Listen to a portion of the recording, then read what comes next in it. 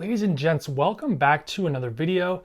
Today we're going to be reviewing the 2015 5K iMac that I have here in front of me.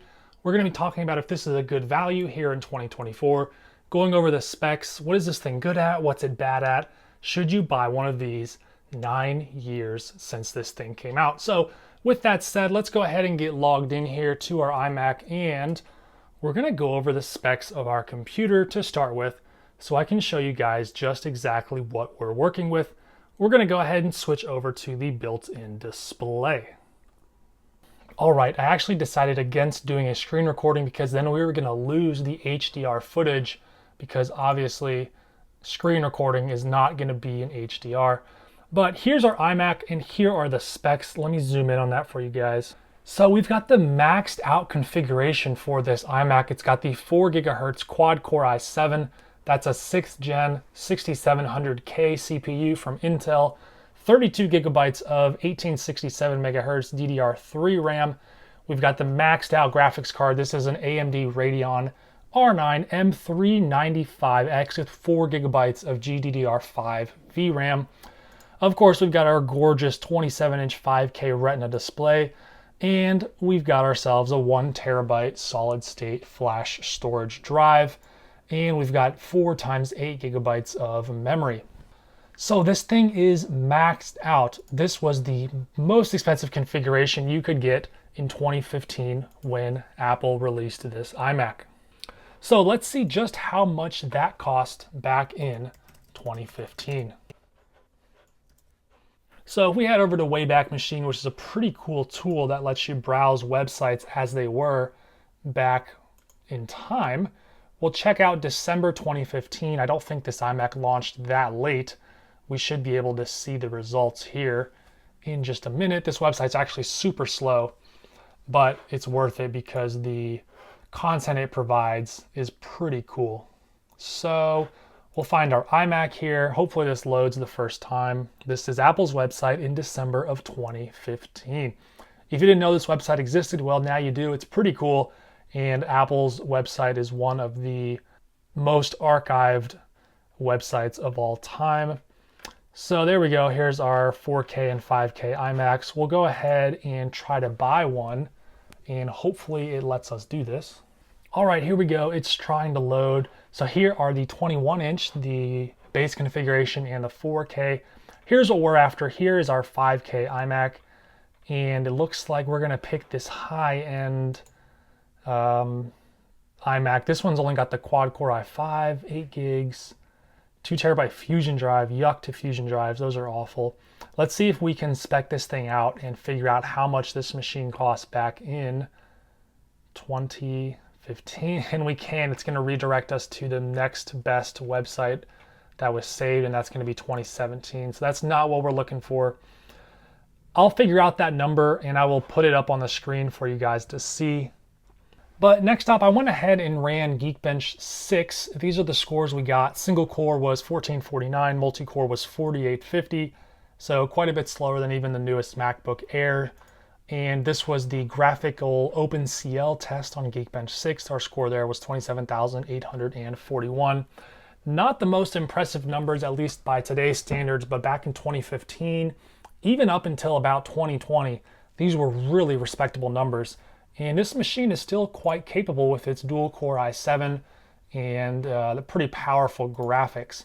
And just to show you guys that, I'm going to go ahead and load up Minecraft here, which is a pretty demanding game. And we're going to see how well this runs on our 5K iMac.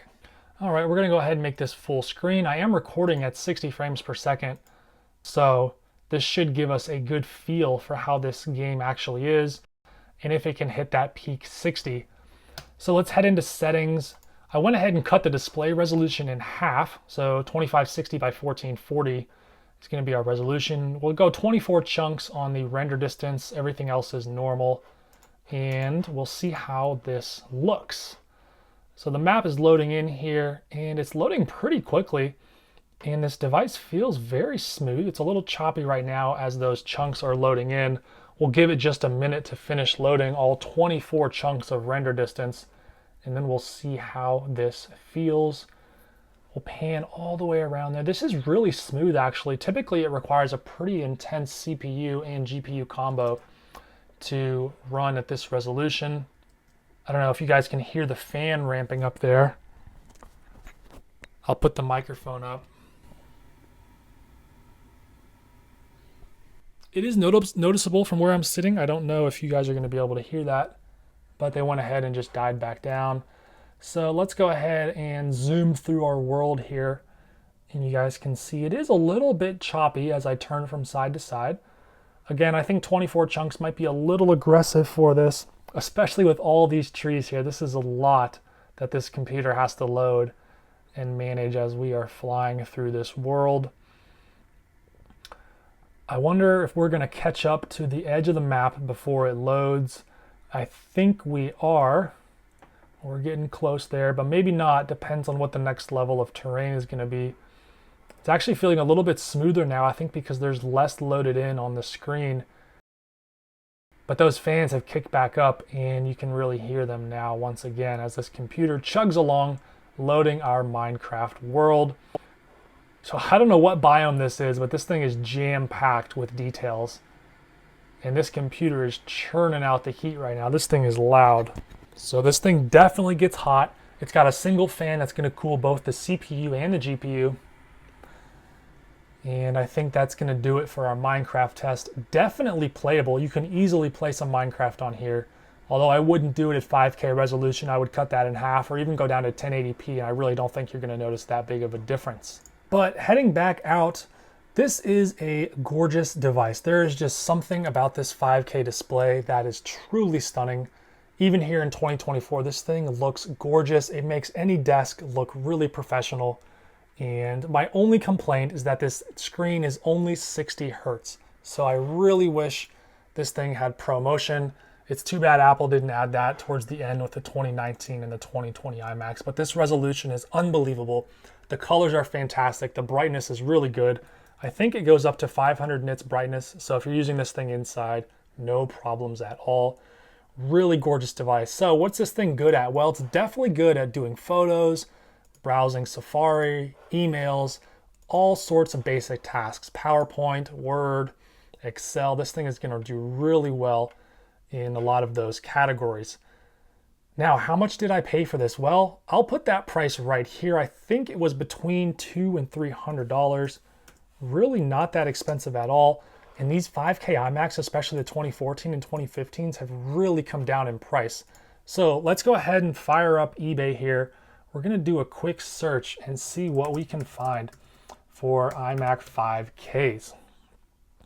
So we'll do buy it now, and we'll go ahead and sort from, let's do newly listed and see what comes up.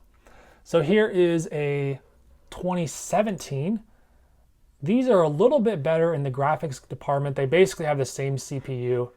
So this one's got 16 gigs of RAM. These can run macOS Ventura, which is 1 year newer than macOS Monterey, which is where this thing finishes support. So here is one. Oh, that one's got cracked glass. We don't want that. Here's the one like mine. This one, it's got the 1 terabyte i7, 32, and the newer upgraded graphics. Does have a bright spot, so that's unfortunate. $430. I think that's a little pricey, especially for a bright spot. Here's another one with the same maxed out configuration. This one looks to be in really good condition. Actually a little bit nicer than mine. Mine's got some dents down at the bottom. That one has one little scratch there. But this thing's coming in at $440 with, okay, shipping is 30, so closer to 500 with tax and shipping. But really, that's not that expensive considering you're getting a 5K display, amazing speakers. That's one thing I didn't mention yet is the speakers on this device. It's got 2 of them, 1 on each side. They sound fantastic. They will completely fill a room, and you will look around wondering how in the world this iMac is producing that sound because these speakers are fantastic. All right, now we're going to talk about the ports on our 2015 5K iMac. Over here on the left, we have our headphone jack, followed by the SD card reader. Then we have 4 USB-A ports. These are USB 3.0. Then we have 2 Thunderbolt 2 ports and an Ethernet connection there. Unfortunately, those Thunderbolt ports aren't the most useful. Thunderbolt 2 never really caught on. I wish these were Thunderbolt 3 USB-C ports. That would be much more useful. But you can connect some external displays, and you can buy adapters to connect to some other devices as well. Then here in the middle, we do have our power connector, and over here on the right, we have our power button. Luckily for us, the 27-inch iMacs can be upgraded. So the RAM door right there pops out. There's a little button there above the power connector that you can see. You click that, the RAM door opens, and there are 4 SODIMM slots, so that takes laptop memory. Super easy to upgrade the RAM. So for about 500 bucks, you can get yourself one of these, and I think honestly that might be worth it. This device is fantastic. You could even edit videos on this. I'm sure I could upload this 4K 60 FPS onto this iMac and turn that out in no time. Not as fast as Apple Silicon, but for the price, you get this gorgeous 5K display, and this really is a fantastic value here in 2024.